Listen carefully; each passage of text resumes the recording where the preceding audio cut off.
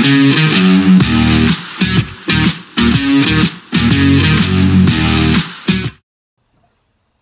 welcome back to the SuperCoach Enough channel. In this video, going to do a bit of an update to our 2025 team picker, team draft. So the original video was more of just hadn't seen it, gone in completely blind and just, doing my best. Got lots of comments and feedback from that, so thanks everyone who got involved. Particularly those who may have just found the channel, subscribed, all that great stuff. Love to see it. But I guess having a little bit more of an in-depth look at everything and making, a few different moves. We do have an update, and saying that I haven't really looked at it for about a week. So I'll have to try and remember my best in terms of why I went that way. But we'll bring it up on the screen. And so at hooker, I've stuck with the two cheapies, Mamazula, Sand and Smith. So there was a bit of a question mark around Smith, but it sounds like that court issue has been dismissed. So I think they'll both make some good money to start the season. And from last year, I did just sort of try and set and forget with Harry Grant. Definitely wasn't the best option in terms of generating cash. So I think, some of these hookers will start off a bit slow, particularly the likes of Harry Grant. And this is probably something that's true of a lot of the attacking players. And saying that, I do have quite a lot of them in the back line. Obviously, as teams are fitter, they're generally more defensively solid, as well as, they take the time to sort of click and attack, which is why you often find the higher scores towards the back end of the season. More systemic fatigue through the team, as well as that increase in combinations and chemistry. So taking an opportunity at the start of the year to get these cheapies in, I think is the way to go. The front row looks a little bit different. So Terrell May, I don't remember if I had him in the original team, but he's very popular, and I think given the way that he plays and the way that Benji wants to go about it, I think he will be used in a big role. So I've got him in. And the second one I've gone with Nafahu White. There's a lot of minutes available there at the Roosters with Warrior Hargraves gone, Terrell May gone. I feel like there's one more. Tupanua has gone, so there is definitely some minutes in that forward rotation. So hopefully White is one of those ones who takes the next step up. Also, the advantage of him is he does have the dual second row switch, which you can sort of see is going to be handy for my team. And then on the bench, I've gone with Royce Hunt. Hopefully gets a few more minutes there at the Tigers. And Vailepu is more of just a placeholder at the moment. It's going to be another cheap front rower that pops up somewhere, hopefully. If not, we do have another option. In the second row, so a couple of changes here. I've brought in Isaiah Papali'i. I think I may have just overlooked him in the original video, but obviously we know what he's capable of from his time at the Eels. And going to the Panthers, you imagine he could lock down that left edge spot. They've sort of chopped and changed a few different players with since William and Kikau's moved to the Dogs. But you imagine they could just plug and play him in there, Martin on the other side, and then they've got a couple of options that can come off the bench and relieve those guys if need be, like a Scott Sorensen, for example. But they're missing someone as well this year. I think Fisher Harris, that's right. So they probably will need someone like a Sorensen to play a bit more in the middle. So I think Papali'i is a great option. So Big Tino has moved from my front row into my second row. And the reason for this is because the Titans actually have the bye in round one. So, there is some other options there, like people are keen on, like a Keanu Kinney, Jaden Campbell, those sort of attacking guys. But I think, Tino's enough value that you can just plug him in round one, set and forget. And, if you've got someone like a Nafahu White that you can flip, he can obviously sit on the bench in week one. It's a lot easier to cover second row, I think, than front row. So I'm going to start him in the second row, and then probably in week two he'll just flip up into the front row, and Nafahu White will go to the bench. John Bateman is my third. So at the time of the team picker opening up, he probably wasn't in consideration. But then the news with Heel and Lukey going down with ACL out for the year, um, pretty much you think Bateman would take that spot on the edge. So we again similar to Papali, we know what he's capable of. Went to the Tigers and didn't quite sort of work out for him. But I think the interesting thing will just be to see how an Englishman goes up in Townsville. It's very hot and humid, especially this time of year. So good luck to you. Fini Fuiaki, I've got on the bench, so a bit of debate about who to play from the Dolphins. A few people going with Max Plath, a few people going with Tom Gilbert. The way I sort of envisage it going, because Tom Gilbert has had a couple of serious injuries, so I don't think they'll plug and play him in the starting team. I think he'll be, useful off the bench, but I see Fini Fuiaki starting on the edge.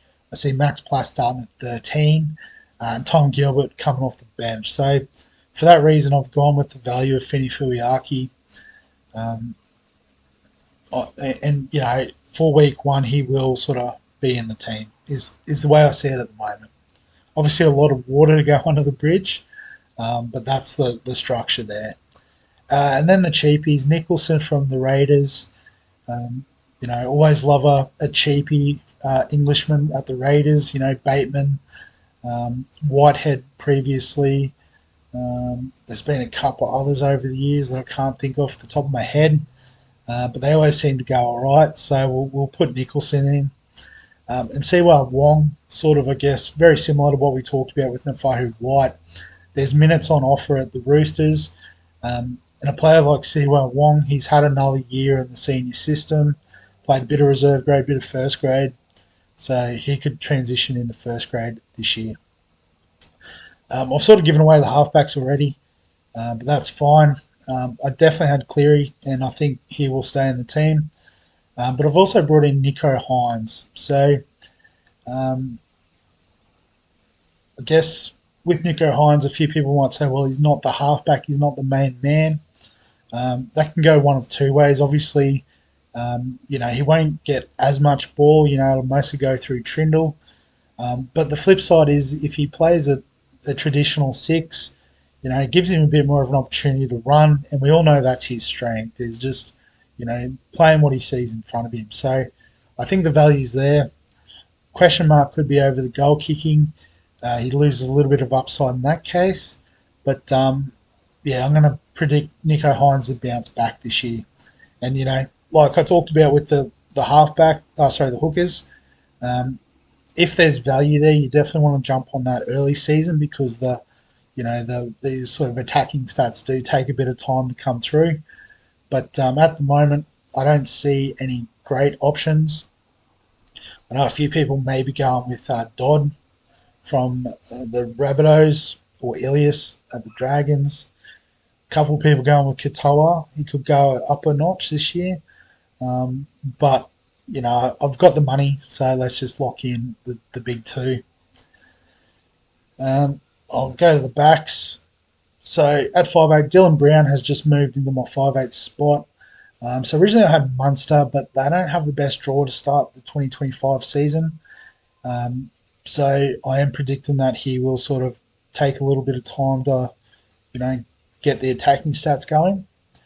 And so also that allowed me to bring in Nicho Hynes. So I just moved Dylan Brown down. Obviously Origin isn't a concern for Dylan Brown either.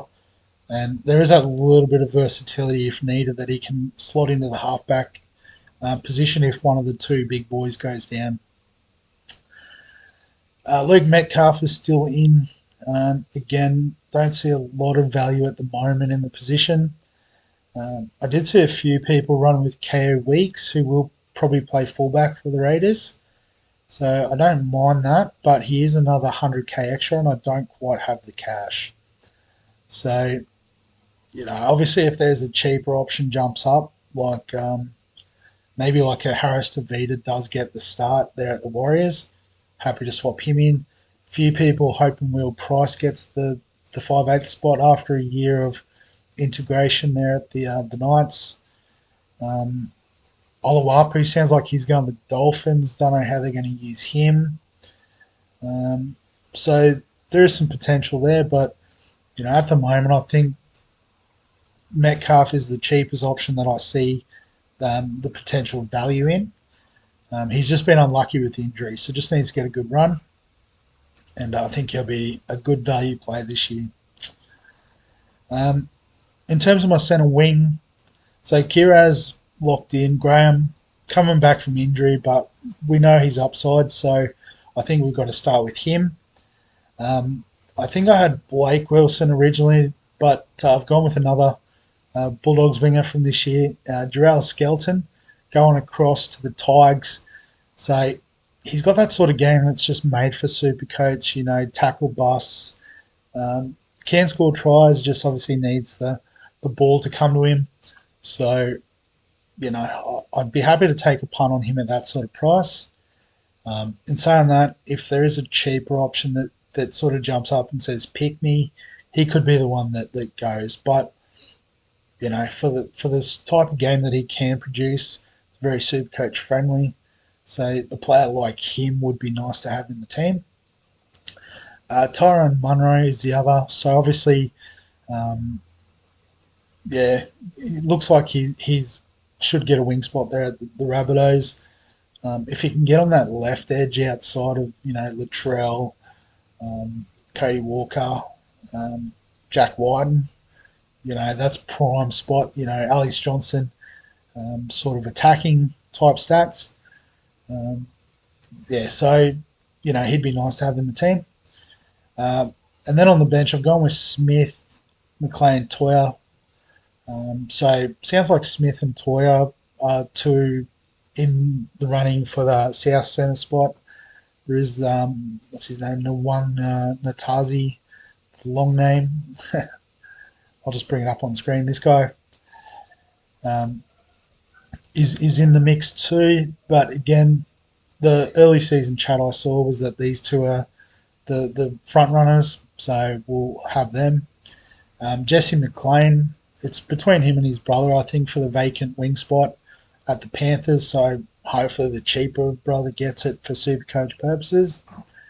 And then my fullbacks haven't changed. So obviously, if you have a bit more cash, it would be nice to upgrade, particularly maybe Pappenhausen. Um, but given we know what these guys are capable of on their day, and again, we've talked about the fact that it does take time for the sort of attacking upside to come in.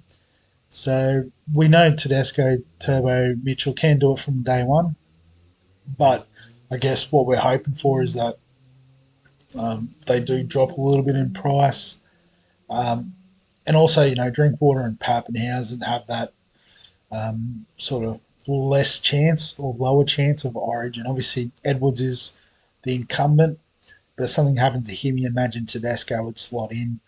Turbo on the trail can play in the centres. Ponga and Reece Walsh will be somewhere in the mix for Queensland. So, just in terms of trying to minimise trades through the fullback position, don't hate having those two in the squad. And we did talk about the Storm don't have the best draw, but Pappenhausen at his price and his upside, I think, is slightly ahead of Munster. So happy to play him. And Iongi, again, if he gets a spot, I think he'll sort of feature in a lot of teams. But yeah, that's the updated teams. VCNC is just based on Cleary plays in Vegas, so we get a free look. After that, I've got Pappenhausen. I forget who they play week one, but Storm always do well week one, so makes sort of sense. But obviously, if Cleary's goes off, it'll probably just be the case of someone like a Billy Smith or Jesse McLean just becomes a bottom dollar not playing cheapie for round one. Actually, truth be told, it'll probably be a front rower. We'll just plug and play someone that's not going to play, and they'll probably provide the loophole for the season. Particularly given the flexibility up front, which I think is going to be very useful. Um, having someone that can just go in and sit in the front row, particularly with the flex now, we don't need um, a lot of points from our front row. So I think that's how I'm going to play a loophole, that sort of thing, particularly early in the season. But I guess you've got Tino as well, could be the captain. I keep forgetting about the bye, but yeah, obviously Tino would become the captain in that situation. But that's the updated team. Uh, it's still a couple of weeks before it opens. It's usually around Australia Day. So that'll probably be when the next update is. And also we'll start kicking off leagues and that sort of thing.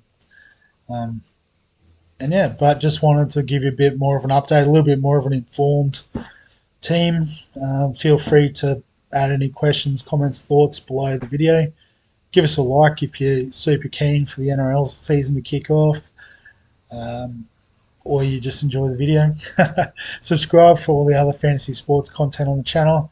And other than that, we'll catch you in the next one.